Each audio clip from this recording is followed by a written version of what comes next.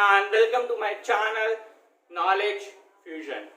Last video में आपने 16 pattern के बारे में समझा था कि उसकी कोडिंग कैसे होगी जावा में, क्या उसका आउटपुट होगा और कैसे ड्राई रन उसका हम परफॉर्म करेंगे।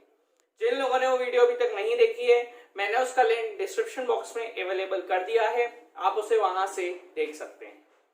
आज हम एक डिफरेंट क्वेश्चन पढ़ने वाले हैं। आज हम 17 पैटर्न परफॉर्म करने वाले हैं, समझने वाले हैं कि इसको कैसे जावा में हम कोड कर सकेंगे। तो आप देख सकते हैं कि ये पैटर्न बिल्कुल ही डिफरेंट है, मैंने ऐसा कोई पैटर्न अभी तक नहीं कराया है। ये एक बहुत ही सिंपल और बहुत ही इजी पैटर्न है। इसमें सिर्फ 3 चीजें ध्यान रखनी है हमें, क्या आई का लूप होगा, क्या जे का लूप होगा और क्या चीज प्रिंट होगी। तो आइए इसे समझते हैं, इसे देखते हैं कि ये कैसे हम सॉल्व कर पाएंगे। मैंने हमेशा आपको बताया है जावा की स्टार्टिंग हमेशा क्लास से कराई जाती है। क्लास को एक पर्टिकुलर नाम दिया जाता है जो आपके प्रोग्राम को डिफाइन करता है, प्रोग्राम को एक्सप्लेन करता है। तो मैं पैटर्न का क्वेश्चन कर रहा हूं और मैं 17th क्वेश्चन कर रहा हूं, तो मैंने क्लास को नाम दिया है पैटर्न 17। आप इसे कुछ भी दे सकते हैं, ये नाम पूरा आपके ऊपर डिपेंड करता है। उसके बाद मैंने लगा दिया कर्ली ब्रेस। कर्ली ब्रेस लगाने के बाद मैंने लिखा मेन फंक्शन। मेन फंक्शन क्या करता है, आपके पूरे प्रोग्राम की प्रोसेसिंग में आपकी हेल्प करता है। प्रोसेसिंग होने के बाद आपने फिर लगा दिया कर्ली ब्रेस। यहां तक आपका step 1 that is the syntax part जो है वो कंप्लीट हो जाता है। अब बारी आती है स्टेप 2 की। स्टेप 2 में हमें वो वेरिएबल्स लेने होते हैं जो हमारे प्रोग्राम को सॉल्व करने में हमारी हेल्प करते हैं। तो मैंने यहाँ पे 2 वेरिएबल्स लिए हैं, आई और जे। आई और जे दोनों ही मैंने इंटीजर डेटा टाइप के लिए हैं। आई मैंने लिया है रोज का लूप चलाने के लिए और जे मैंने लिया है कॉलम्स का लूप चलाने के लिए।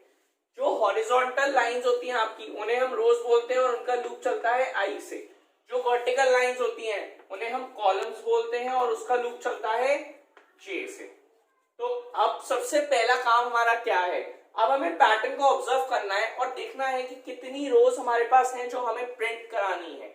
तो मैं देख सकता हूं कि 1 2 3 4 5 टोटल 5 रोज है, पर इनकी नंबरिंग क्या होगी। देखिए ये रो 9 से स्टार्ट हो रही है तो इसको मैं 9th रो मान लूंगा। ये मेरी 8 से स्टार्ट हो रही है तो मैं इसको 8th रो, ये मेरी 7 से स्टार्ट हो रही है तो इसको 7 और ये 6 से और ये 5 से। तो यानी कि मैं ये कह सकता हूं कि मेरे को 9 से लेके 5 तक रोज प्रिंट करवानी है। अब जब मुझे ये बात पता है तो मैंने i इक्वल्स टू 9 लगा दिया। स्टार्टिंग कहां से हो रही है, 9th रो से, तो i इक्वल्स टू 9 इनिशियलाइज मैंने करा दिया, जो कि मैंने ड्राई रन में लिख दिया। अब i equals to 9 is greater than equal to 5 में मैंने कंडीशन क्यों लगाई कि 9 से भाई 5 तक ही चलनी चाहिए, उससे कम ना चले। 4th 3rd 2nd 1st ये सारी रोज प्रिंट ना हो, सिर्फ 9 से 5 तक रोज प्रिंट हो। ठीक है, तो पहला काम मेरा पूरा हो गया। रोज मैंने काउंट कर ली और उसका लूप चला दिया। अब बारी आती है कॉलम्स की। तो कॉलम्स अब हम देखते हैं, पहला कॉलम 9 से शुरू हो रहा है, 5 तक जा रहा है, तो यानी कि मैं कह सकता हूं 9 से 5। दूसरा कॉलम 8 से 5। दूसरा कॉलम इन द सेंस मतलब दूसरी रो, अब दूसरी रो से फर्स्ट कॉलम से यहां तक जा रहा है इस तरीके से। थर्ड रो में 7 से 5, फोर्थ रो में 6 से 5 और लास्ट रो में 5 से 5। यानी मुझे इससे ये समझ में आया कि जो मेरा जे का लूप है वो एंड किस पे होना चाहिए, 5 पे एंड होना चाहिए। सारे के सारे 5 पे एंड हो रहे हैं, तो यानी कि मेरे को जे का लूप एंड का करना है 5 पे। तो मैं लगा दी J is greater than equal to 5, 5 से कम ना जाए, 5 पे ही रुक जाए, है ना। अब शुरुआत कहां से करनी है, पहले 9 से होगी, फिर 8 से, फिर 7 से, फिर 6 से, फिर 5 से। तो ये तो सारी वैरी कर रहे हैं, कोई सेम तो है नहीं है। तो अब इसको कैसे हम करेंगे, हमने देखा जब हमारी रो 9 है तो 9 से शुरू हो रहा है, जब हमारी रो 8 है तो 8 से शुरू हो रहा है, यानी जो नंबर की रो है उसी से वो शुरू हो रहा है। तो मैंने क्या किया, मैंने जे इक्वल्स टू आई कर दिया कि भाई जो रो स्टार्ट होगी उसी से वो रन करना स्टार्ट हो जाएगा, जो रो प्रिंट हो रही होगी उसी से वो स्टार्ट कर देगा। तो इस हिसाब से मेरा जे का लूप चल गया, J equals to I, J is greater than equals to 5। अब हमें एक चीज और ध्यान देनी है, हमें ये देखना है कि हम प्रिंट में क्या प्रिंट करेंगे, आई प्रिंट करेंगे, जे प्रिंट करेंगे और काफी बच्चे इसे स्टार बोलते हैं, एक्चुअली एस्ट्रिक होता है। तो अब हमें क्या करना है, हमें ये एस्ट्रिक साथ में कैसे प्रिंट कराना है वो हमें समझना है। सबसे पहले हम देखेंगे क्या हमारी रोज सेम है, 98765 8765 नहीं, अलग है, अलग अलग एलिमेंट्स है, ठीक है। अब इसके बाद अब हम अपने कॉलम्स देखेंगे, कॉलम्स भी सेम नहीं है, 98765 8765, ना रोज सेम है ना कॉलम सेम है। जब भी ऐसा हो हमेशा इस पॉइंट को नोट कर लें कि जब भी रोज और कॉलम सेम नहीं होंगे आप हमेशा जे प्रिंट कराएंगे। मैंने प्रिंट करा दिया जे। अब हर नंबर के साथ एस्ट्रिक भी प्रिंट हो रहा है, तो मैंने जे के साथ प्लस लगा के एस्ट्रिक भी प्रिंट करा दिया। अब शायद कुछ बच्चों को कंफ्यूजन हो जाए कि एस्ट्रिक मैंने इन्वर्टेड कॉमास में लिया है और जे मैंने इन्वर्टेड कॉमास में नहीं लिया है। तो इसका जो आंसर है मैं प्रोग्राम सॉल्व करते टाइम आपको बताऊंगा। तो अब मैं इस पैटर्न को रब कर रहा हूं, आप देख लीजिए। अब हम सॉल्व करेंगे और देखते हैं कि क्या हमारा ऐसा पैटर्न आता है या नहीं।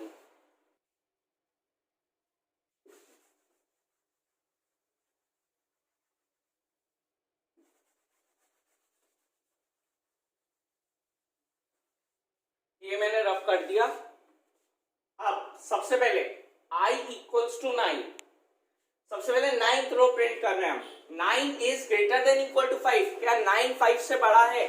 कंडीशन बिल्कुल ट्रू है। हम अंदर आ जाएंगे, j equals to i, j equals to i, तो i की वैल्यू क्या आपकी 9, तो j की वैल्यू क्या हो गई 9। देखिए 9th रो प्रिंट हो रही है, तो मैंने आपको बताया कॉलम्स का लूप भी 9 से ही चलेगा। तो 9 is greater than equal to 5, condition true है, 9 5 से बड़ा है, कंडीशन बिल्कुल ट्रू है। अंदर आ गए, SOP system dot out dot print. आप SOP शॉर्ट फॉर्म यूज नहीं कर सकते। SOP का काम होता है कोई भी चीज को प्रिंट कराना, system dot out dot print. मैंने इसमें लिखा है J प्लस एस्ट्रिक, एस्ट्रिक को मैंने लिया इन्वर्टेड कॉमास में, J को मैंने लिया इन्वर्टेड कॉमास में नहीं दिया है। एक चीज हमेशा नोट रखिए, जब भी कोई चीज इन्वर्टेड कॉमास में नहीं ली जाती तो उस चीज की वैल्यू प्रिंट होती है। तो J नहीं प्रिंट होगा, 9 प्रिंट होगा। इस तरीके से ये 9 प्रिंट हो गया। अब साथ में क्या है, एस्ट्रिक है। एस्ट्रिक मैंने इन्वर्टेड कॉमास में क्यों लिया है, क्योंकि जो भी चीज इन्वर्टेड कॉमास में ली जाती है वो एज इट इज प्रिंट हो जाती है। तो 9 के बाद मैंने लिखा एस्ट्रिक। अगर मैं J को भी इन्वर्टेड कॉमास में लिख देता तो क्या होता, as it is J print हो जाता, जो कि मुझे नहीं करना था प्रिंट, मुझे J की वैल्यू प्रिंट करनी थी। तो इसलिए मैंने J को इन्वर्टेड कॉमास में नहीं लिखा और मेरे को asterisk as it is print करना था, तो इसलिए मैंने एस्ट्रिक को इन्वर्टेड कॉमास में लिखा। तो जैसे ही J प्रिंट हुआ, एस्ट्रिक प्रिंट हुआ, इसके बाद क्या होगा, आपका लूप इधर जाएगा J माइनस माइनस, तो J की वैल्यू 1 से डिक्रीज हो जाएगी। तो 9 से डिक्रीज होके क्या हो जाएगी, 8 हो जाएगी। ये लूप का अपडेशन पार्ट होता है। अपडेशन में चला है J माइनस माइनस, यानी एक वैल्यू डिक्रीज हो जाए हर बार, ठीक है। अब हम कंडीशन चेक करेंगे, क्या J is greater than equal to 5, J की वैल्यू क्या है आपकी 8, क्या 8 बड़ा है 5 से? कंडीशन बिल्कुल ट्रू है। आप अंदर आ जाएंगे, क्या लिखा हुआ है, अगेन आपको J और एस्ट्रिक प्रिंट कराना है। J की वैल्यू क्या है 8, तो इस बार 8 और एस्ट्रिक प्रिंट हो जाएंगे। उसके बाद आप वापस ऊपर जाएंगे, J माइनस माइनस, J की वैल्यू फिर से 1 से डिक्रीज हो जाएगी, तो इस बार J की वैल्यू डिक्रीज होके 8 से क्या हो जाएगी 7 हो जाएगी। अब वापस कंडीशन चेक कराएंगे, 7 is greater than equal to 5, क्या 7 5 से बड़ा है? कंडीशन ट्रू है। अंदर आ गए, अगेन आप J और एस्ट्रिक प्रिंट कराएंगे, तो इस बार J की वैल्यू क्या है 7 और एस्ट्रिक प्रिंट हो जाएगा। 7 और एस्ट्रिक प्रिंट होते ही आप वापस ऊपर जाएंगे, J माइनस माइनस, तो J की वैल्यू फिर से 1 से डिक्रीज हो जाएगी, तो 7 से डिक्रीज होकर 6 हो जाएगी। आप चेक कराएंगे, 6 is greater than equals to 5, क्या 6 5 से बड़ा है? कंडीशन बिल्कुल ट्रू है। तो आप वापस वैल्यू प्रिंट करेंगे J और एस्ट्रिक, इस बार J की वैल्यू 6 है तो 6 प्रिंट होगा, साथ में एस्ट्रिक प्रिंट होगा। जैसे ही प्रिंट हो जाएगा आप वापस ऊपर जाएंगे, J माइनस माइनस, तो J की वैल्यू क्या हो जाएगी, फिर से 1 से डिक्रीज हो जाएगी, तो 6 से डिक्रीज होके 5 हो जाएगी। वापस आप कंडीशन चेक कर सकते हैं, 5 is greater than equal to 5, क्या 5 5 से बड़ा है? नहीं, कंडीशन फॉल्स। क्या 5 5 के इक्वल है? कंडीशन बिल्कुल ट्रू है। तो इससे हमें क्या पता चला कि दोनों में से अगर एक भी कंडीशन ट्रू होगी तो आपका आंसर ट्रू माना जाएगा, आपकी कंडीशन ट्रू मानी जाएगी। तो आप अंदर आ जाएंगे, एसओपी जे और एस्ट्रिक फिर से प्रिंट कर देंगे। इस बार जे की वैल्यू 5 है तो 5 और एस्ट्रिक प्रिंट हो जाएगा। जैसे ही 5 और एस्ट्रिक प्रिंट होगा सारी चीजें एक ही लाइन में प्रिंट हो रही हैं। अब हमारी ये रो कंप्लीट हो चुकी है, अब हमें लाइन चेंज भी तो करनी है। तो लाइन चेंज किस करेंगे वो आप समझते हैं। जैसे आप ऊपर गए जे माइनस माइनस, तो जे माइनस माइनस ने क्या किया, आपकी जे की वैल्यू को 1 से डिक्रीज किया, तो 5 से डिक्रीज होके इस बार जे की वैल्यू 4 हो गई। अब आपने कंडीशन चेक कराई, क्या 4 is greater than equal to 5, क्या 4 5 से बड़ा है, नहीं। क्या 4 5 के इक्वल है, नहीं। इस बार आपकी कंडीशन हो गई फॉल्स और आप आ गए लूप के बाहर। लूप के बाहर आते ही आपने क्या देखा, एक एसओपीएलएन, वो भी एम्प्टी, इसके अंदर कुछ नहीं लिखा हुआ, हमने कुछ प्रिंट ही नहीं कर रहे हैं हम। ये क्या करेगा, आपका कर्सर जो यहाँ पे है इधर 5 एस्ट्रिक के बाद कुछ प्रिंट करता है। जब भी एसओपीएलएन चाहते हैं, ये एम्प्टी है तो कुछ प्रिंट नहीं करेगा, पर एलएन की हेल्प से लाइन चेंज कर देगा। क्यों, क्योंकि एलएन का मतलब होता है न्यू लाइन या नेक्स्ट लाइन। तो इसलिए हम ये एसओपीएलएन का फंक्शन या यहाँ पे ये रन करते हैं ताकि हमारी लाइन चेंज हो सके। तो अब कर्सर यहां से हट के आपका कर्सर इधर नेक्स्ट लाइन में आ जाएगा। इसके रन हो जाने के बाद आप सीधा यहां से ऊपर जाएंगे, कहां पे, आई माइनस माइनस पे। आई माइनस माइनस यानी कि अब आई का लूप हम अपडेट कर रहे हैं, यानी आई की वैल्यू अब हम 1 से डिक्रीज कर रहे हैं। 9th रो कंप्लीट हो गई। अब आई की वैल्यू जैसे डिक्रीज हुई तो 9 से आई की वैल्यू 8 हो गई। तो अब हम 8th रो को चेक करेंगे, क्या 8th रो वैलिड है, प्रिंट होनी है या नहीं। तो हमने चेक किया, कंडीशन चेक करी, क्या 8 is greater than equal to 5, क्या 8 5 से बड़ा है, कंडीशन बिल्कुल ट्रू है। अंदर आ गए, j इक्वल्स टू आई, तो j की वैल्यू क्या हो जाएगी, आई की वैल्यू है 8, तो j की वैल्यू हो जाएगी 8। देखिए आप नोटिस कर सकते हैं, जिस नंबर की रो प्रिंट हो रही है j की स्टार्टिंग भी वहीं से हो रही है। यही चीज हमें चलानी थी। तो अब j इक्वल्स टू 8 हो गया। लास्ट टाइम j 9 से 5 तक चलता है, इस बार 8 से 5 तक चलेगा, क्योंकि एंड तो सारे 5 पे होने थे, मैंने आपको यहाँ करके दिखाया था। तो अब j की कंडीशन फॉल्स नहीं है। अब हम लूप फिर से रन करेंगे, क्या j इक्वल्स टू 8, क्या 8 is greater than equal to 5, क्या 8 5 से बड़ा है, कंडीशन बिल्कुल ट्रू है। अंदर आ गए, अगेन क्या j और एस्ट्रिक प्रिंट होंगे। इस बार j की वैल्यू क्या है, 8 है। अब इधर इस बार 8th रो प्रिंट होगी, तो 8th रो में 8 और एस्ट्रिक प्रिंट हो जाएगी। प्रिंट होने के बाद वापस ऊपर जाएंगे, j माइनस माइनस, तो j की वैल्यू 1 से डिक्रीज हो जाएगी, तो 8 से डिक्रीज होके 7 हो जाएगी। अब वापस कंडीशन चेक करेंगे, 7 is greater than equal to 5, क्या 7 5 से बड़ा है, कंडीशन बिल्कुल ट्रू है। अंदर आ गए, SOP j plus asterisk, j और एस्ट्रिक फिर से प्रिंट होंगे। इस बार j की वैल्यू 7 है, तो 7 और फिर उसके बाद एस्ट्रिक प्रिंट होगा। उसके बाद वापस ऊपर जाएंगे, j माइनस माइनस, j की वैल्यू क्या हो गई, 7 से डिक्रीज होके 6 हो गई। तो अब आप वापस कंडीशन चेक कराएंगे, क्या 6 is greater than equal to 5, क्या 6 5 से बड़ा है, कंडीशन बिल्कुल ट्रू है। आप अंदर आ जाएंगे, 6 और एस्ट्रिक प्रिंट होगा। इस बार j और एस्ट्रिक फिर से प्रिंट होगा, तो j की वैल्यू क्या है, 6 है। तो आपने ये 6 और एस्ट्रिक प्रिंट कर दिया। इसके अलावा वापस ऊपर गए, j माइनस माइनस, तो j की वैल्यू 1 से डिक्रीज होगी, क्या हो गई, 5 हो गई। वापस हमने कंडीशन चेक किया, 5 is greater than equal to 5, condition true है। 5 5 से बड़ा नहीं है, पर 5 5 के इक्वल है। तो दोनों में से एक कंडीशन ट्रू होनी चाहिए और एक कंडीशन ट्रू है। तो हम वापस अंदर आ जाएंगे, एसओपी j प्लस एस्ट्रिक, इस बार j की वैल्यू 5 है, तो 5 और एस्ट्रिक प्रिंट हो जाएगा। जैसे ही रन करेगा उसके बाद हम ऊपर जाएंगे, j माइनस माइनस, तो j की वैल्यू 1 से डिक्रीज होगी, क्या हो जाएगी, 4 हो जाएगी। अब हम वापस अपनी कंडीशन को चेक कराएंगे, क्या 4 is greater than equal to 5, क्या 4 5 से बड़ा है, नहीं। क्या 4 5 के इक्वल है, नहीं। कंडीशन हो गई फॉल्स। जब कंडीशन फॉल्स हो गई तो आप लूप के बाहर आ जाएंगे। लूप के बाहर आपको क्या मिला, एम्प्टी एसओपीएलएन, जो आपकी क्या हेल्प करेगा, आपको आपकी लाइन चेंज करने में, यानी कि 8th रो से नेक्स्ट रो यानी 7th रो के पास लेके आने में हेल्प करेगा। तो आप एसओपीएलएन की हेल्प से नेक्स्ट लाइन यानी नेक्स्ट रो पे आ गए। अब हम वापस ऊपर जाएंगे, i माइनस माइनस, जैसे अब ऊपर गए i माइनस माइनस रन हुआ तो i की वैल्यू 1 से डिक्रीज हो जाएगी, तो 8 से डिक्रीज हो गई, क्या हो गई i की वैल्यू 7 हो गई। अब हम कंडीशन चेक करेंगे क्या 7th रो वैलिड है, क्या 7th रो प्रिंट होनी चाहिए, 7 is greater than equal to 5, condition हमारी ट्रू है, 7 5 से बड़ा है, तो यानी कि 7th रो प्रिंट होनी चाहिए।